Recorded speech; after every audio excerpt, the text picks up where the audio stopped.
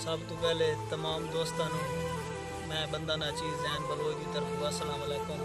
भाई डॉक्टर मलक फरूक कंबोज साहब पंजाबी शहर उन्होंने फरमाइश आई कि 2-4 मिनट की हाज़री।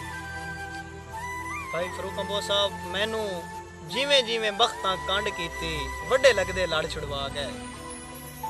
मैनू जिमें जिमें बख्तां कंड कीती वड्डे लगदे लड़ छुड़वा गए।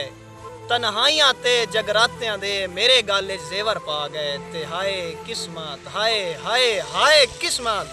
आमिर खान हाय किस्मत जैन दी वहंदियां वारी पग लगदे चोण बना गए। ओ चित्तू फरें तसिरे दा जान करें देन मैनू ये गल याद दिवा गए। एक दौड़ा डॉक्टर फरूक कंबोज साहब के बख्तां दे मान ते आन करे ना ऐलान मेरी भुख नंगदा। बख्तां दे मान ते आन करे ना ऐलान मेरी भुख नंगदा। मैनू संगतां विच बेआसरा करके मोहताज न कर डंग डंग दा। कहे मनिया जैन अरूज होया ते इत्थे मंगवी संगत ते संगदा।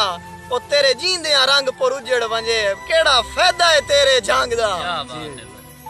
शानी खान आमिर खान डॉक्टर फरूक कंबोज साहब के साथे वक्त ना आया अज ताई गुरबत दे मर गए साड़े साथे वक्त ना आया अज ताई गुरबत दे मर गए साड़े मेरी नैं दे फरदियां 4 शरीकां हत्थू रखिया जैन लताड़े ते उंजे वांग अखियां चू हंज नहीं सुकदी।